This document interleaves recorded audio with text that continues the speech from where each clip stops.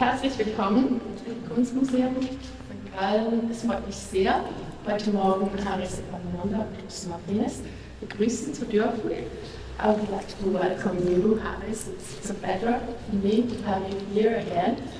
And thank you, Chus Martínez, for being here and making this talk and this walk through the exhibition. It's really an honor for me to have you both here and to talk about the exhibition. Chus Martínez, sie ist Leiterin des Instituts für Art, Gender und Nature an der Fachhochschule Nordwestschweiz in Basel und sie kennt das Werk von Haris Epaminonda und ich bin gespannt auf Ihre Einsicht, auf Ihren Blick durch die Flasche. Das Gespräch wird aufgezeichnet und ist in Englisch. Falls jemand Englisch nicht versteht, werde ich gerne auch einiges übersetzen. Ja, ich kann auch helfen, wenn jemand etwas fragen möchte, einfach auf Deutsch und wir können es auf Englisch übersetzen. So, yeah. Should we start? So thank you so much for the invitation and for all of you for coming. It has been a long time since actually I met Haris again, so it's a big honor to be with her and with her work in this space. And I would say that the best is that we walk at least a little bit through the work till we or I start actually talking. I think Haris invited me to give my own interpretation of the work, and I'm gonna try to do so, hopefully in dialogue with you. But yeah, it's best if we start walking, I think.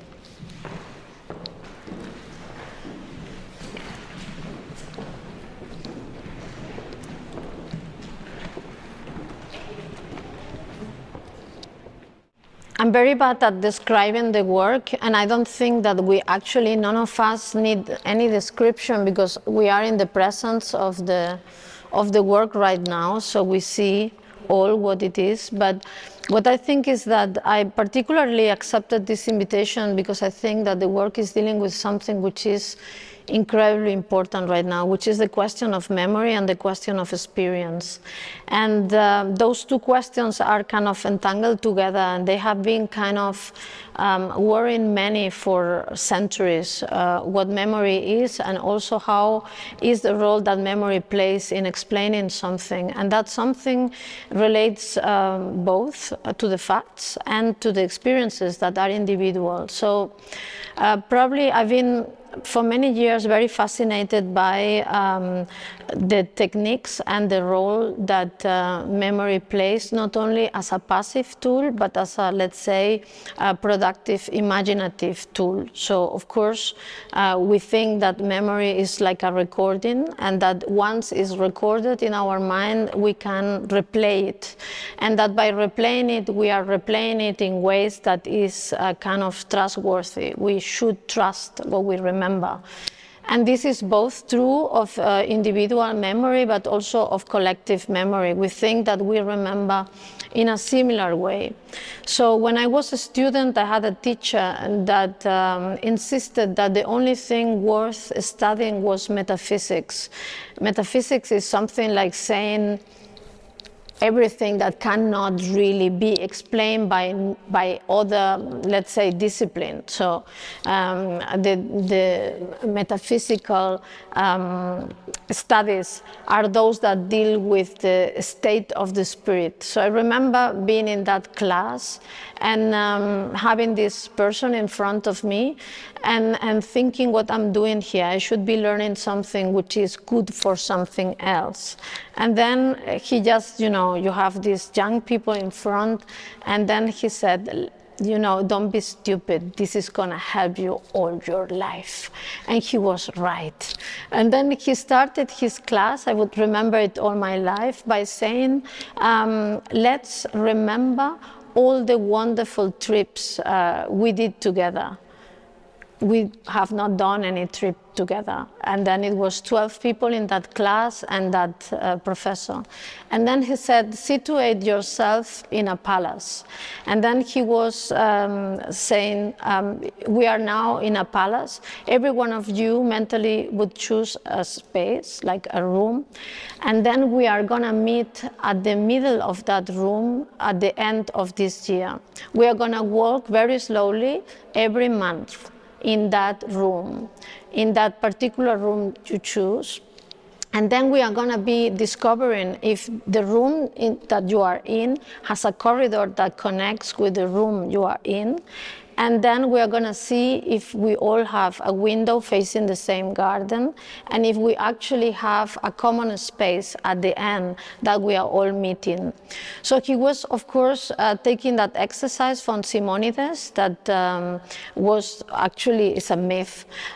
Simonides was a Greek poet that kind of is at the beginning of a method that it uses memory as remember first the spaces that you have been in to actually connect a space and place with memory. So the anecdote says that he was actually having a dinner with friends, like in a banquet type of situation, and somebody came and delivered him a message. While he was outside receiving the message by a friend, the house collapsed and all the friends inside died.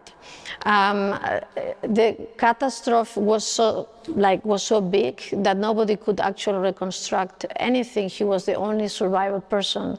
And then he tried to remember the places where everyone was seated in order to hold a funeral to the people that were their close friends.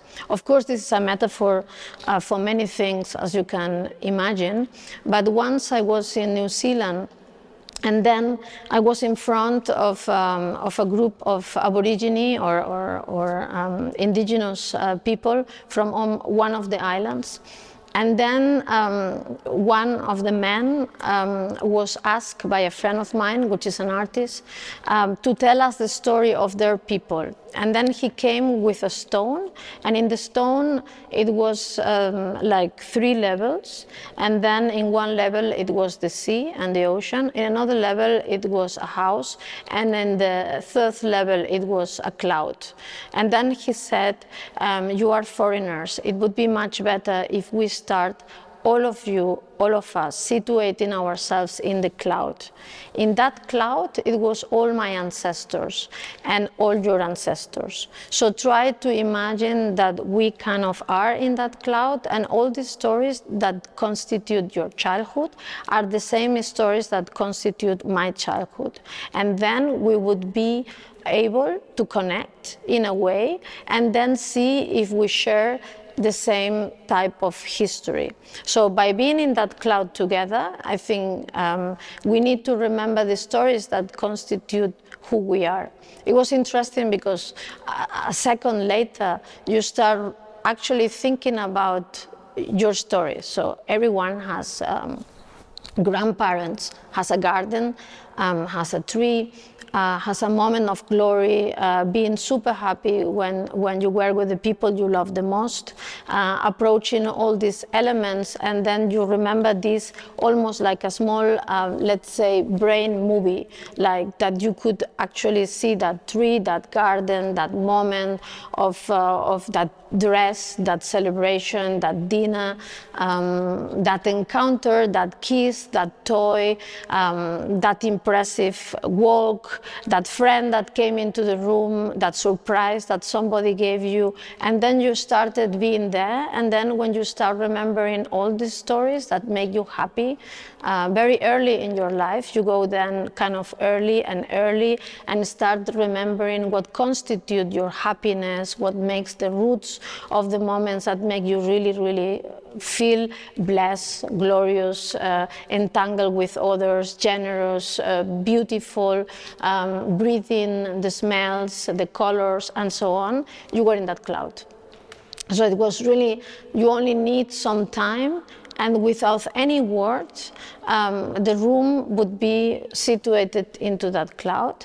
And then that man, that was absolutely an incredible storyteller, was saying that then we go from that cloud that is holding us together, and we go down into the house.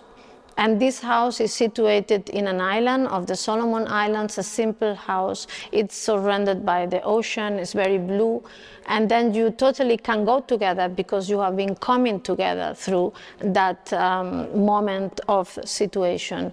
And I thought about that story because in seeing the work of Haris, you see that type of exercise. Some elements are given to you, like this, which is the balance, the possibility of equality, even justice, but also that balance that is sometimes symbolic, the text, which is music, which is also like an engraving of the information that could be a machine, but is also our brain, and the planes, the possibility of seeing through that white, the scenes that constitute the spaces that mean something for us. And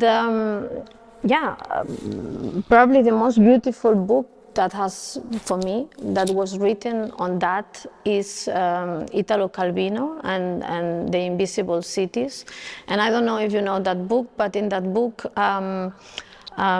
Italo Calvino, which is very interesting that we are going through very, very sad times and very conflictive times, and I'm coming to him again and again. He was also going back to Italy in a really dark moment of history after the Second World War, and was coming to terms with the fascist traces that were all to be seen in the society. And he was also coming to terms of the impossibility of remembering together, because remembering together would tell us apart. And because the exercise of remembering together was not possible, he did an exercise that very, very recently I only understood what it was. So he went back to Italy after a time abroad, and then he decided to go in a trip that took him around 4 to 5 years, and he wrote a book that is not super well known, which is the Italian folk tales. He published that book in the 50s, and I think it's in 58, if I don't remember it badly. And I must confess that of all the texts that I've written, like I've been reading of him, I never went to that particular book. And then, to my surprise, when, as all of us, we have been facing the decomposition of the possibility of being in rooms and agreeing being in rooms and feeling the same being in rooms, remembering the same, and of actually the impossibility of transmission through arguments so many times collapsed these days.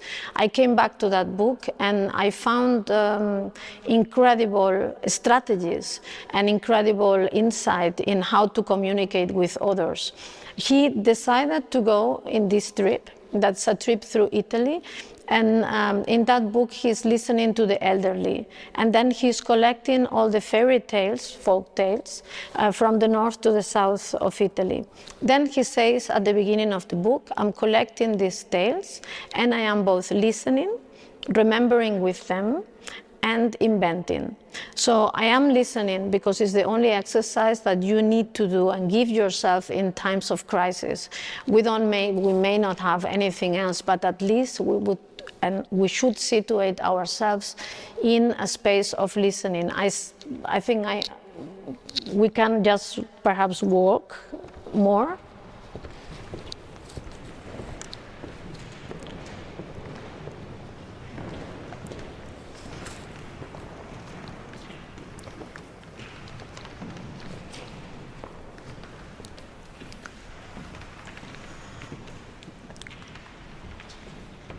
I would say, and I would completely define the spaces that Haris is creating for us not only as a reflection on architecture, which it is, and a reflection on modernity, of course, on antiquity, classicity, and the ways that we kind of overlap,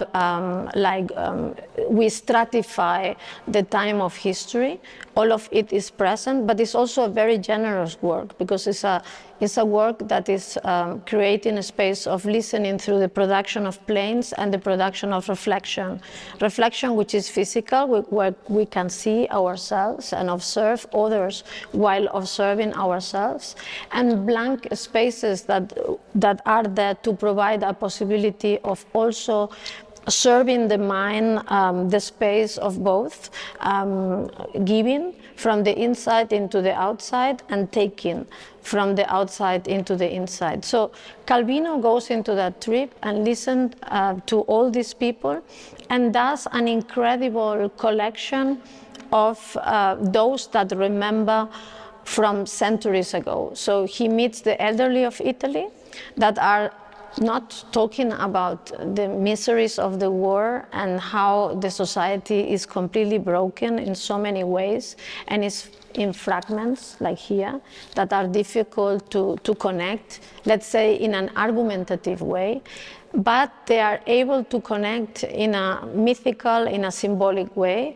by recalling all the stories that they remember from the different generations. So he makes incredible descriptions of elderly women that are capable of remembering 300 fairy tales.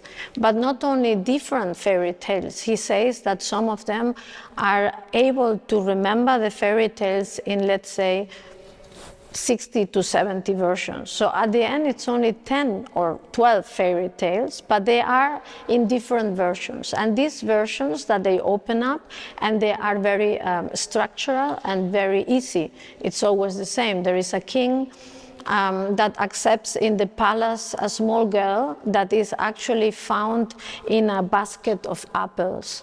So they were wondering how come that the apples are actually less and less every day, and the king has an incredible liking in those apples that are of those trees. So the maidens of the palace make a big effort that those apples are kept for him, and then he's asking for more, and the tree is limited. It only gives like 3 baskets of apples, but miraculously, like they disappear, let's say, in less than a week. So the servants are kind of wondering why, and they discovered that at the end of one of the 3 baskets, there's a small girl, very, very small, that is just eating them. And the girl is really, really nice and very, very gentle and very beautiful, and is actually invited to be in the palace. She's so good that actually everyone in the palace falls in love with her, the servants, everyone. And it's so gentle that the king decided that actually she should actually play with the prince of the kingdom.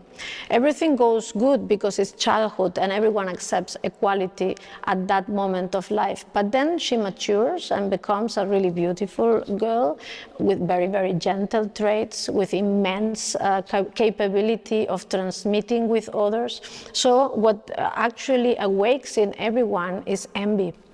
So those that were loving her, like just, let's say, a few years ago, are starting to be very envious because she has the capability and the possibility of captivating the love of the prince and actually marrying him, and that would be a disruption to the whole pyramid of power. So then they invent that she wants to defy a witch that is living in a kingdom which is very, very far away, and that she's able to go there and actually steal from the witch a treasure. So the king gets convinced by everyone that she said so, and he finds it actually very bold and actually a little bit arrogant of such a person to say such a thing. And then she says, no, no, I never said so. And then he says, but now it's too late because everyone believes that you said so. So you need to leave the kingdom, you need to leave me and actually go away. So she goes away and starts walking through the mountains and through the forest, and then she doesn't know even what to search for, has no idea. But then all of a sudden she encounters an apple tree. And then when she encounters an apple tree, she decides that she needs to sleep.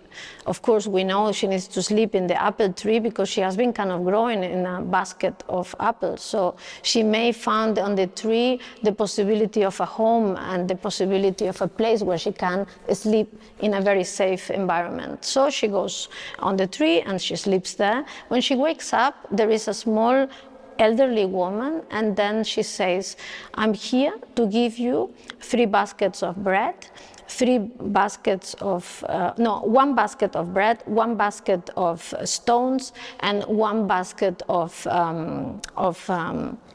grease. So you are gonna walk, and then you would encounter very ferocious dogs that they are gonna be wanting to kill you. So you need to give them the bread, and then they would become calm, and you can continue. You would encounter a river that has very, very red waters. Those red waters, they look as if they encounter and they are the vessel of the blood of all the people that die in this kingdom, and nobody actually managed to swim through. So you need to throw the stones into the river and tell the river how the beautiful waters he is having, as if they are not waters of blood, but water. And then the river would open, and then you would be able to pass. And then at the end, you would actually arrive into a castle. In the castle, there is the witch, and the witch has the treasure.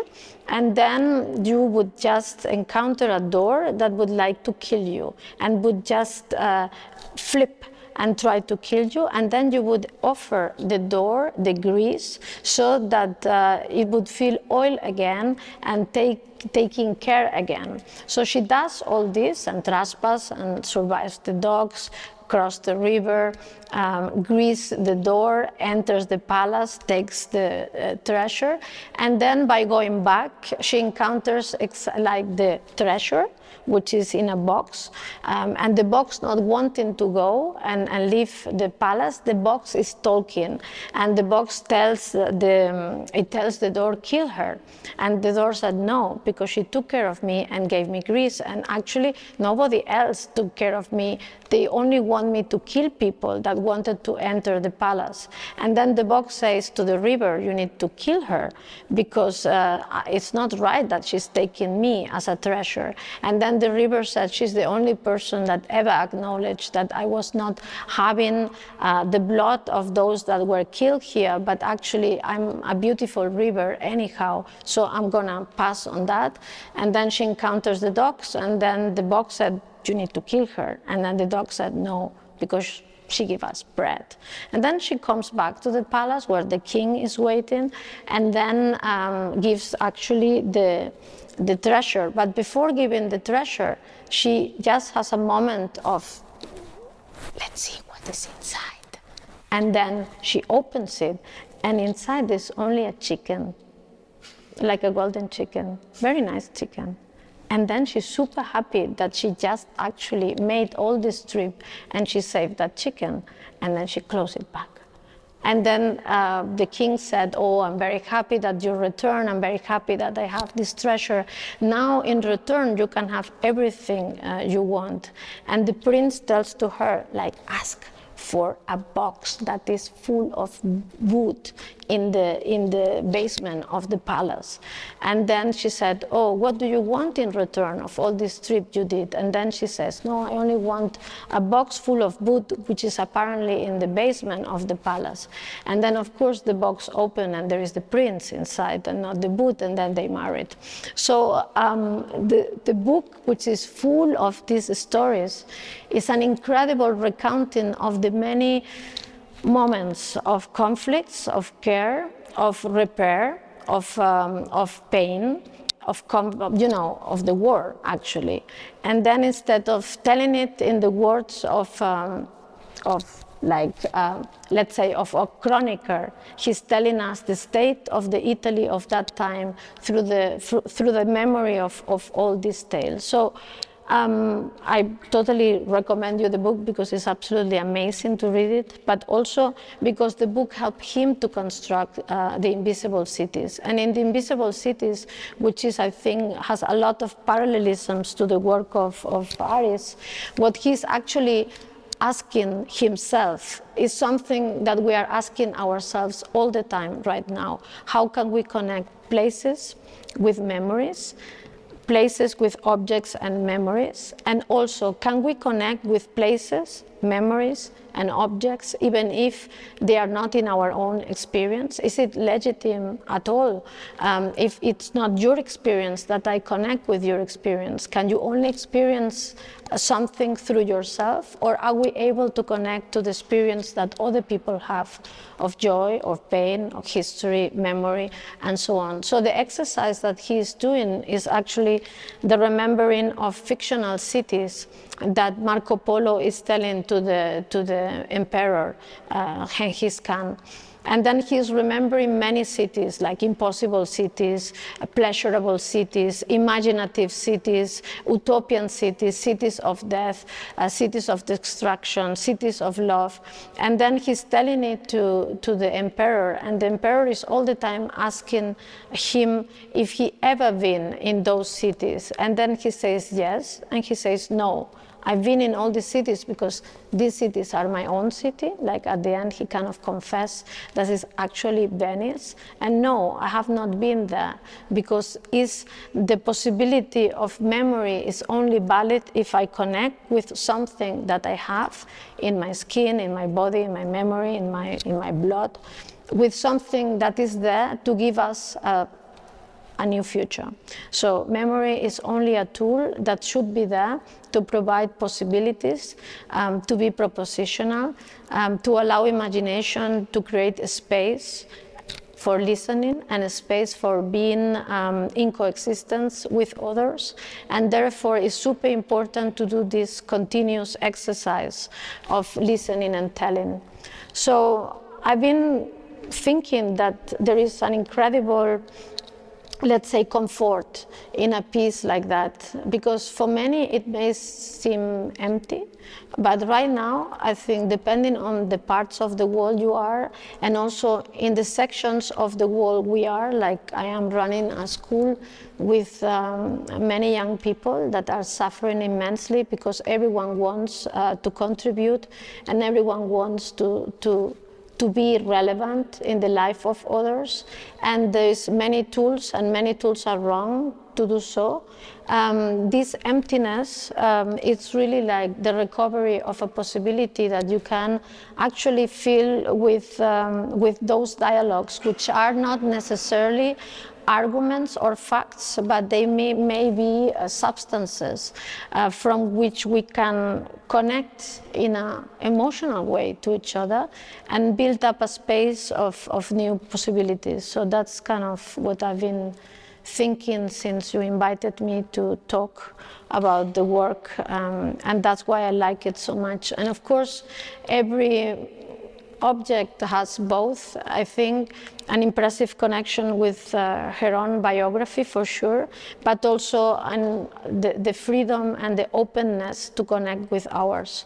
And unless we create this, it's going to be very difficult to have a future together. And I think that it is essential that every form and every future, in plural, also has the possibility of pain and pleasure coexisting, but also with the generosity of all of us being at place, and the trust being there. So I kind of interpret that as a space where we can regain the trust, because we can be there and nothing is written that is coming to us. We are going to the work, and in going to the work we are going to ourselves, and that's important, and also towards everyone that's in this room. So these are kind of walls that we can carry as an exercise. So the important part, going back to Simonides, is that in every room of those we can see the many rooms that we have created, both to separate ourselves. And it's interesting that at the beginning of the 20th century we were very keen on stressing a room for our own, but I must say that we need to go from the room of our own to collective rooms that are much more problematic, but undeniably absolutely necessary if we want to experience the possibility of living together. So that would be it. Yeah. Thank you to all of you.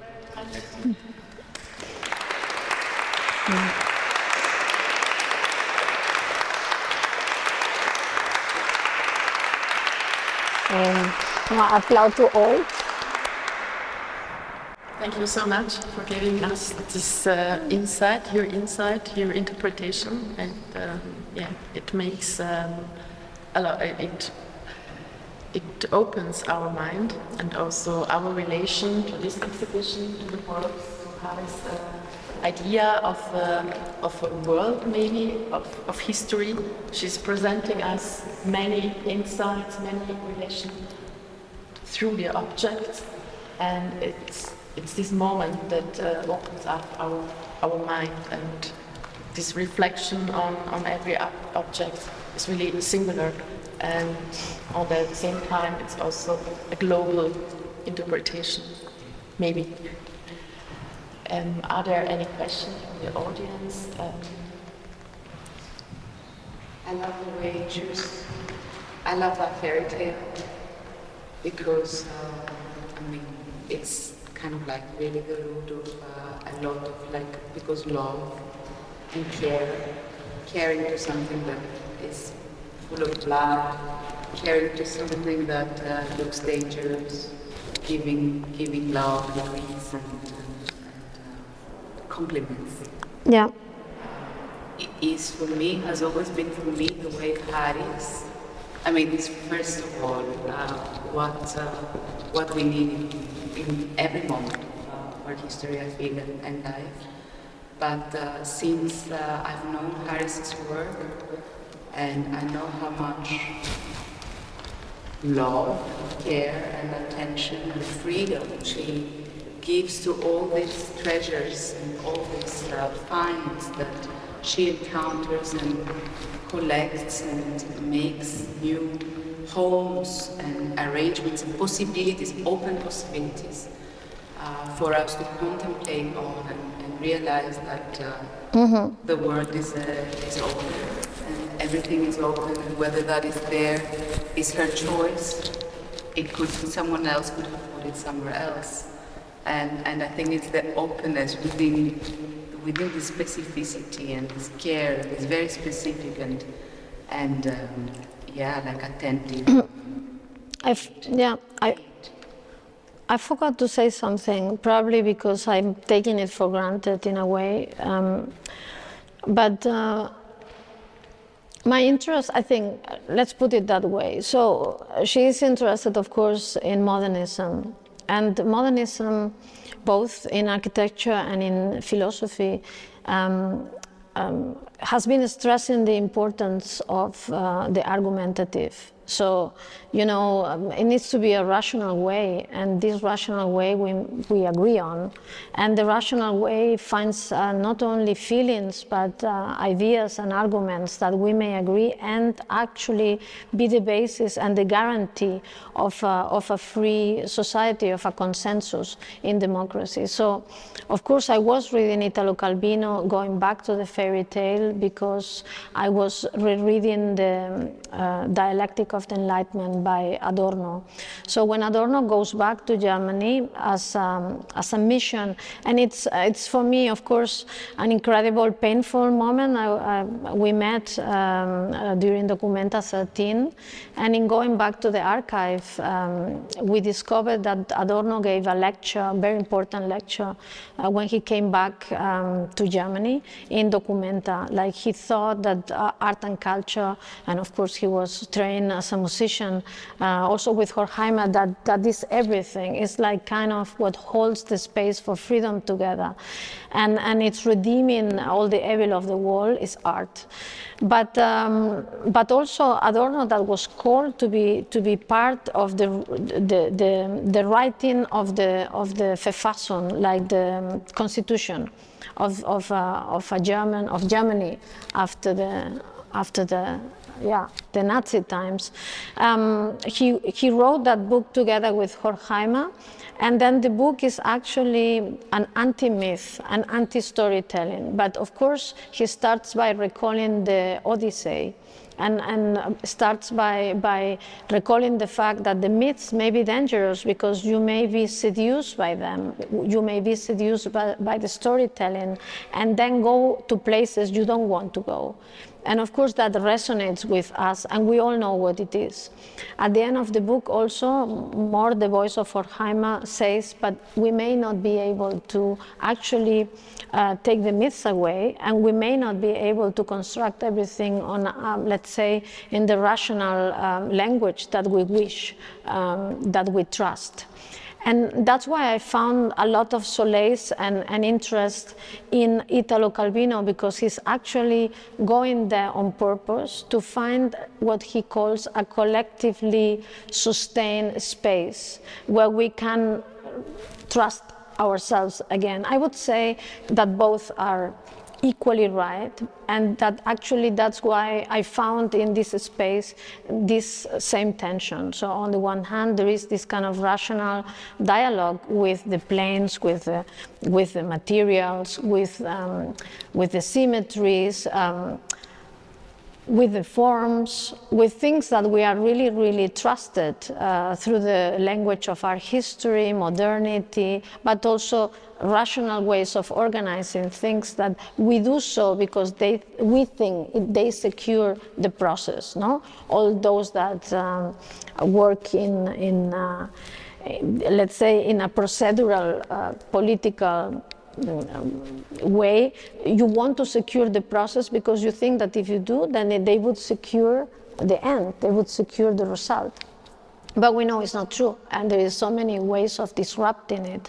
And then for having us here and allowing us, as I said, these spaces of listening, she's kind of combining these two forces, the force of organizing and securing and actually going back to languages that we inherit, and we know that they have been constructing many things like assemblies, homes, squares, cities, spaces of togetherness, and the spaces of memory, which are many times individual, difficult to be transferable, and necessarily so we need to transfer. So because we are living in a world that people say, you don't know how I'm feeling because it's only my experience, and I don't allow you to enter into my experience, and you kind of produce a bunker of that. And that's kind of interesting, but also very dangerous, because we need a certain porosity and osmosis in every individual experience of mostly pain in order to be able to transmit something and create something collectively.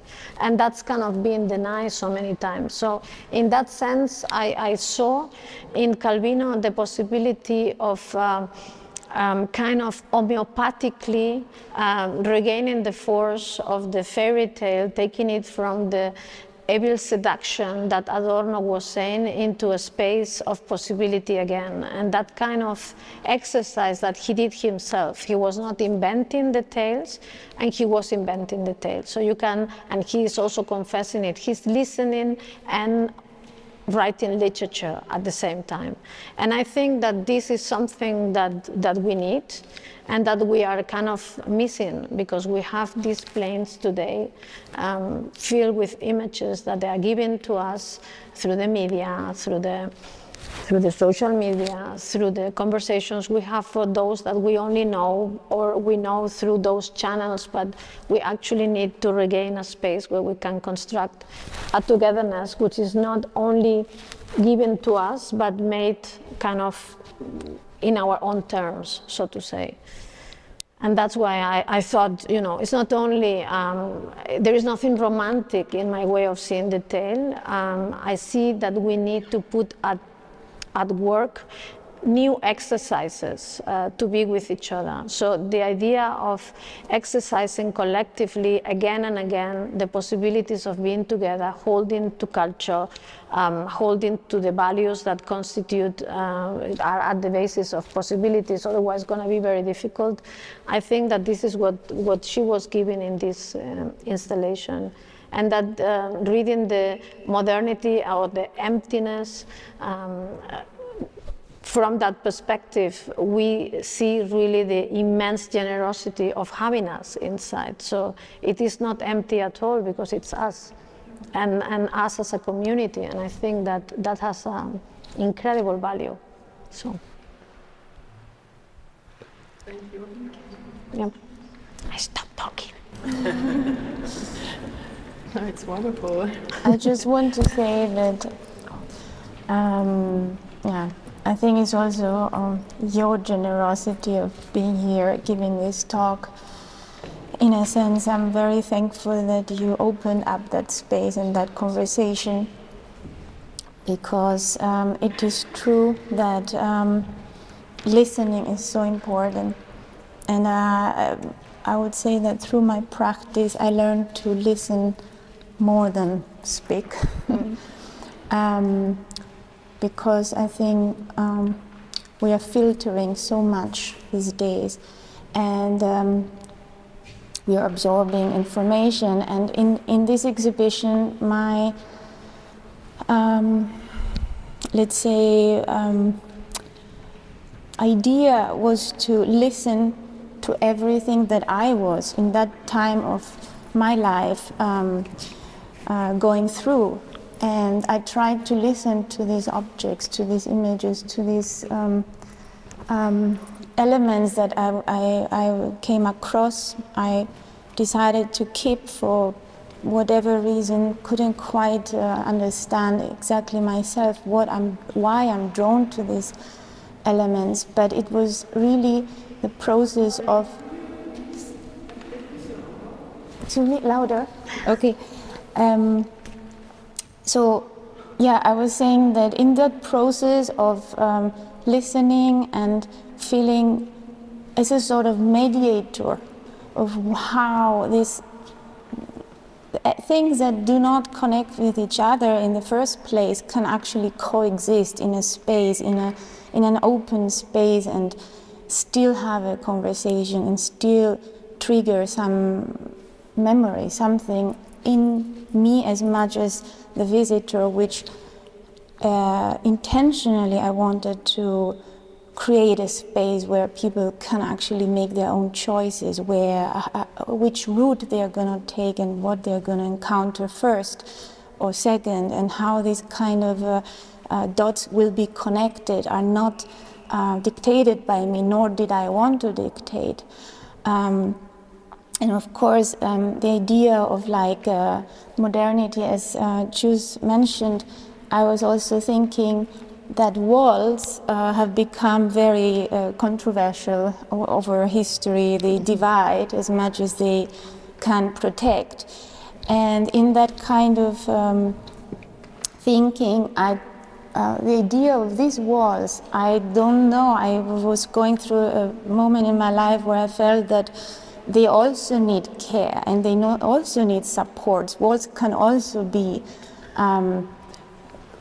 somehow they can be supported by something that might feel more solid. They can divide on one hand, but they can also try to hold on to something. So it was a conscious decision to leave these walls that are more like prosthetics, attached to these larger solid walls, but at the same time they exist as individual voices, and they can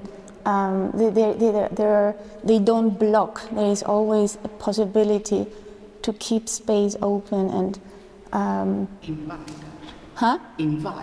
invite you to observe what is behind. They don't block, but they actually open up the curiosity to actually understand what is going on the other side of the wall. Yeah. Very beautifully said. I also just wanted to say something. I also like your idea of I also like the idea of the viewer or the visitor being a performer. So going through your exhibition, reflecting oneself in the mirrors, but also being aware of oneself. So this perspective is also very important in your decision how you place the walls and the mirrors and the objects. Yeah, also the mirrors were important precisely because of that, because sometimes we forget who we are, how we look on the inside, on the outside. And I wanted that kind of surprising moment where you walk and then you suddenly say, oh, that's me. And then I think it's always important to like pause and look at ourselves in the mirror. And that was, important to keep that kind of movement throughout the space. Yeah, maybe we could. Yeah, we can all go, and I just invite you to perceive the temperature of the light. So the light is super important because the whole installation is sensitive to daylight. And of course, this is also encountering the experience in an abstract way. Also, the mood of every one of us is absolutely influenced by the temperature of a space. So it's not cold at all. It's funny because if you take a picture with a camera is one thing, but if you are inside, then the combination of the planes with the light of the space is a complete different thing. So let's walk.